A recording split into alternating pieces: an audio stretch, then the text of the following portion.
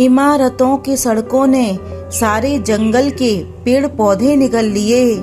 Factory कारखाने बनाकर हम समझे हम सबसे आगे निकल लिए। नमस्कार दोस्तों, मैं मीनाक्षी आहूजा आपका स्वागत करती हूँ जज्बाते महफिल में। दोस्तों, पृथ्वी पर जीवन के लिए जंगलों का होना बहुत जरूरी है। जंगलों से ही हमें धरती पर वर्षा और ढेर सारी वनस्पतियां मिलती हैं तथा पृथ्वी पर शुद्ध हवा का संचार होता है। जंगल कई पशु पक्षियों का घर भी है, अतः वनों का बचाव और संरक्षण बहुत जरूरी है। हरी भरी सी अपनी धरती लगती कितनी प्यारी थी।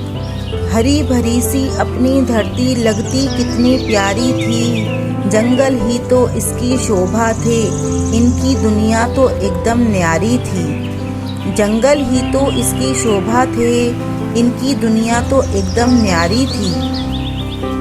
इन जंगल के कारण ही इसके राजा रानियों की प्यारी एक कहानी थी, जिसको सुनाने के खातिर ही प्यारी दादी और नानी थीं।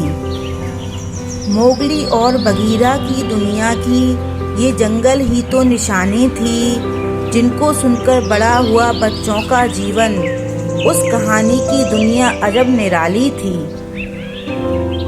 मोर मोरनी के नृत्य का होता था दर्शन वर्षा के आगमन पर, जिनके इंद्रधनुषी पंखों की पूरी दुनिया दीवानी थी। नहीं रहे अब वो जंगल जो कहानियों की निशानी थे। खत्म हो गए कहानी किस्से, लगता बस अब ये बात पुरानी थी। पर याद बहुत आते हैं वो दिन, पशु पक्षियों संग बीता जीवन। वो हरे भरे लहराते जंगल, जिनकी अपनी अलग कहानी थी। हरी भरी सी अपनी धरती लगती कितनी प्यारी थी। जंगल ही तो इसकी शोभा थे, इनकी दुनिया तो एकदम न्यारी थी।